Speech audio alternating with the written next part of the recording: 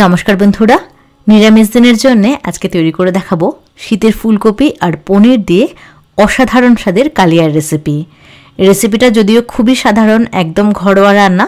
শীতকালে হয়তো সবার বাড়িতেই এই রান্নাটা হয়, তবে আমি কি করে সাধারণত পনির দিয়ে ফুলকপির কালিয়া শীতকালে তৈরি করি সেটাই আজকের পর্বে শেয়ার করছি। রান্নাটা করার জন্য প্রথমে কড়াইতে বেশ খানিকটা জল ফুটিয়ে নিয়েছিলাম। জলটা ফুটে ওঠার পরে জলের মধ্যে হাফ চামচ নুন মিশিয়ে তারপরে এখানে দিয়ে দিচ্ছি একটু বড় টুকরো করে কেটে নেওয়া আলু। আলুটা যেহেতু একটু বড় বড় করে কেটেছি, তাড়াতাড়ি সেদ্ধ হওয়ার জন্য গ্যাসের আঁচ একদম বাড়িয়ে 3-4 মিনিটের জন্য ফুটিয়ে নিয়েছিলাম আলুটাকে। তারপরে গ্যাসের আঁচ অফ করে এখানে আমি দিয়ে দিলাম মাঝারি সাইজের একটা ফুলকপি। ফুলকপিটাকেও বেশি ছোট করে কাটেনি, একটু বড় করেই কেটে নিয়েছিলাম। ফুলকপিটাকে দিয়ে কিন্তু আর ফোটানোর দরকার নেই। ফুলকপিটাকে দিয়ে গ্যাসের আঁচ অফ করে 10 মিনিটের জন্য একটু ঢাকনা দিয়ে ঢেকে রাখতে হবে, যাতে করে ফুলকপিটা একটু হালকা করে ভাপানো হয়ে যায় আর ফুলকপির যে একটা কাঁচা বুনো গন্ধ থাকে সেটা চলে যায়। তো এখানে আমার আলু আর ফুলকপি ভাপানো হয়ে গেছে, কোনোটাই কিন্তু সেদ্ধ হয়ে যায়নি। এবার একটা স্ট্রেনারের উপরে দিয়ে জলটাকে পুরোপুরি ঝরিয়ে নিতে হবে, নাহলে কিন্তু ভাজতে গেলে খুব অসুবিধা হয়, খুব তেল ছিটে। তো অবশ্যই করে সবজির জলটাকে ভালো করে ঝরিয়ে নিতে হবে।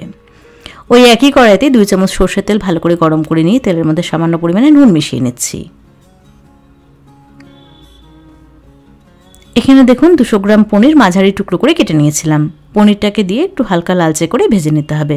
পনির খুব বেশিক্ষণ ভাজলে বা বেশি লালচে করে ভাজলে একটু শক্ত হয়ে যায়, সেজন্য পনির কিন্তু বেশিক্ষণ ভাজবো না, একটু হালকা করে ভেজে নিচ্ছি। পনির ভাজতে গেলে অনেক সময় দেখবেন কড়াইয়ের নিচে আটকে ধরে, বা অনেকেই বলে পনির ভাজার সময় পনির নাকি ভেঙে যায়।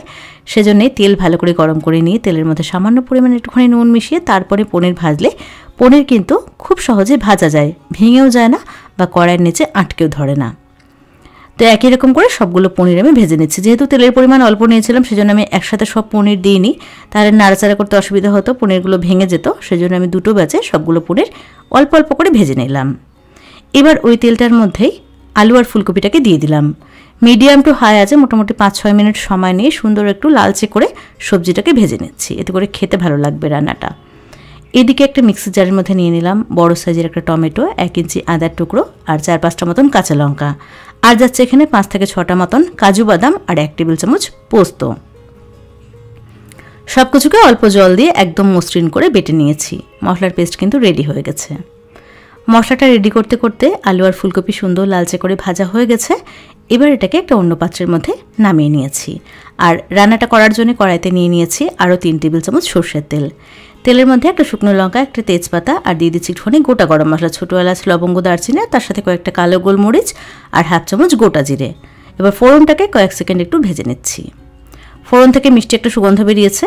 তৈরি করে রাখা মশলার পেস্টটাকে দিয়ে দিলাম আর একটুখানি জল দিয়ে দিলাম মিক্সির কাপটা ধুয়ে। এবার এখানে সব গুঁড়ো মশলাগুলোকে এক এক করে দিয়ে দিচ্ছি। তো খুব সামান্য পরিমাণে মশলা ব্যবহার করব। হাফ চামচ করে দিয়েছি ধনে গুঁড়ো, জিরে গুঁড়ো, কাশ্মীরি রেড চিলি পাউডার আর হলুদ।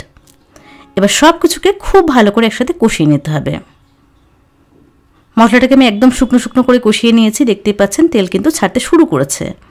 বেশ খানিকটা মটরশুঁটি দিয়ে দিলাম। মটরশুঁটিটাকে দিয়ে 3-4 মিনিটের জন্য মশলাটাকে আরও একবার ভালো করে আমি কষিয়ে নিয়েছি। মশলা খুবই ভালো করে কষানো হয়ে গেছে। মশলা কিন্তু ঠিক এইরকমভাবে একটু সময় নিয়ে ভালো করে কষিয়ে নিতে হবে। এবার এখানে আগে থেকে ভেজে রাখা আলু আর ফুলকপিটাকে দিয়ে দিলাম।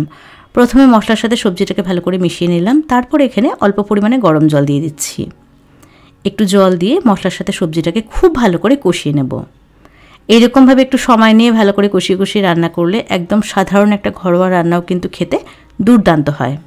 তো এখানে আমি সবজিটাকে মশলার সাথে খুব ভালো করে কষিয়ে নিয়েছি। দেখতেই পাচ্ছেন তেলটা কিন্তু ছাড়তে শুরু করেছে। এবার এখানে দিয়ে দেব একদম ফুটন্ত গরম জল।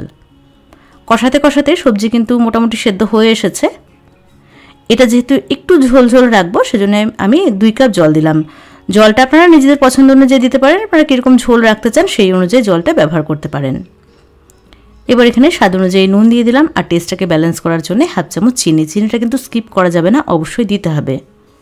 নুন চিনিটাকে ভালো করে মিশিয়ে নিচ্ছি। মেশানো হয়ে গেছে। এবার মিডিয়াম আছে 5 মিনিটের জন্য ঢাকা দিয়ে রান্না করব। তো তার আগে ভেজে রাখা পনিরটা দিয়ে দিলাম আর দিয়ে দিলাম হাফ চামচ গরম মশলার গুঁড়ো। সব কিছুকে আরও একবার ভালো করে মিশিয়ে নিয়ে মিডিয়াম আছে 5 মিনিটের জন্য ঢেকে দিচ্ছি। 5 মিনিট পরে ঢাকনাটাকে খুলে নিলাম। এবার এখানে সামান্য পরিমাণে ঘি মিশিয়ে নিচ্ছি। সবজিটা যেহেতু খুব ভালো করে কষিয়ে নিয়েছিলাম, কষাতে কষাতেই মোটামুটি 80% সেদ্ধ হয়ে গেছিলো, সেজন্য খুব বেশিক্ষণ সময় লাগবে না, খুব সহজেই কিন্তু সেদ্ধ হয়ে যাবে। তো ঘি দেওয়ার পরে একটু কম আছে 3-4 মিনিট ফুটিয়ে নিয়েছি। দেখুন সুন্দর কিন্তু উপরে তেল ভাসতে শুরু করেছে। রান্নাটা কিন্তু এখন পরিবেশন করার জন্য একদম রেডি। এটা গরম গরম ভাত, রুটি, পরোটা বা লুচি সব কিছুর সাথে খেতে দুর্দান্ত লাগে। তো কেমন লাগলো আজকের এই সহজ সাধারণ নিরামিষ রান্না সেটা অবশ্যই কমেন্টস করে জানাবেন। ভিডিও ভালো লাগলে একটা লাইক করবেন আর চ্যানেলটাকে সাবস্ক্রাইব করবেন।